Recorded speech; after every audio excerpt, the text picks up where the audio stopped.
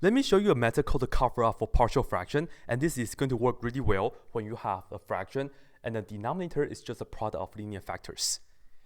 Anyways, we first set this up. We have a over 2x plus 1 plus b over x minus 1, okay? And this is how it's going to work. I'm going to show you guys the idea behind it first. Let's talk about how we can solve for a. Look at, this is a over 2x plus 1. The idea is that I'm going to look at this equation right here, and I'm going to multiply out 2x plus 1. And the moment I just distribute 2x plus 1, this will cancel. I will just have 5x plus 1 over x minus 1. And then the 2x plus 1 will cancel, so we just have the a. And if you multiply these two together, we have b times 2x plus 1 over x minus 1. That's what's happening. And we can pick a smart number. If you pick the smart number for x, then this is going to be pretty easy to solve. And the smart number is, look at this. How can you make this factor 2x plus 1 equal to 0? And the answer for that is negative 1/2. So I'm going to go right here and I'm going to say, I'm going to let x equal to negative 1/2. This way, if you plug in x equal to negative 1/2, guess what will happen? I just have to work this out. And let me say this out first. 5 times negative 1/2 plus 1 over negative 1/2 minus 1. And that will give you a. See, the a is just by itself.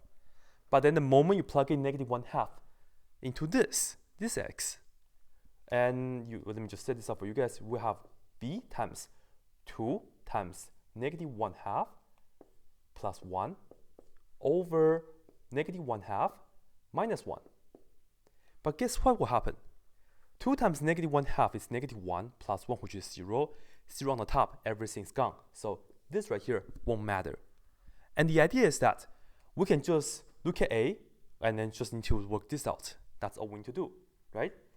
So we can get a right here, and well, this is unfortunately a complex fraction, but we can handle this nicely. You can use a calculator or things like that. But then to handle complex fraction, we can multiply the top and bottom by the lowest common denominator of the small fraction, which is 2. So let's do a 2 and 2.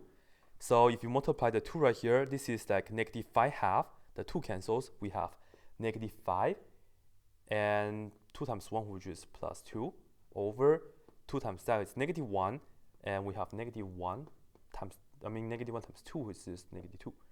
So what we're saying is this is going to be negative 3 on the top over negative 3, which is going to be 1, and that's the value of a. And that's the idea. Well, you don't need to work out all these steps. You don't need to write down all these steps. All you need to do is, if you want to solve for a, look at what's on the denominator. And the idea is that I want to multiply out just this denominator. What will happen is, look at the original.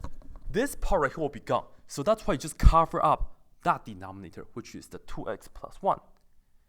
And then this part wouldn't matter the moment you plug in the smart number, which is x is equal to, how can you make this equal to 0?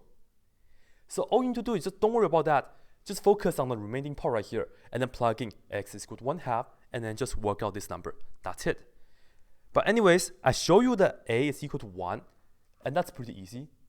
So I show you guys all the steps right here, and now let's see how we can do b. How can we solve for b without writing down too many steps? And that will be the purpose of the cover-up method, is to shorten our computations and the amount of things that we have to write down. Now, let's do b. To solve for b, you look at the denominator, which is x minus 1. What we do is, ignore that part, come back to the original, and then we are going to cover up the x minus 1, that denominator, okay? Cover this up. And then we will know right away, let me just write this down right here, b equals to, you have to let x equal to 1. Okay, let me just write down, let x equal to 1.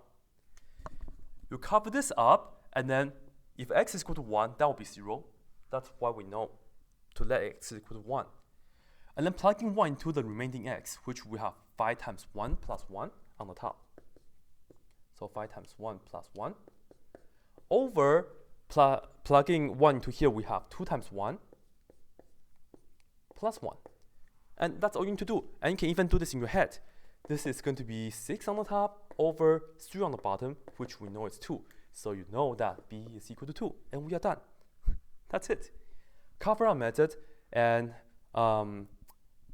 you don't need to do the first part if you understand the idea. So just try to do this in your head. If you want to solve for a, just cover this up and then plug in -1/2 for the remaining part. When you want to solve for b, just cover up the denominator and plug in 1. That's it.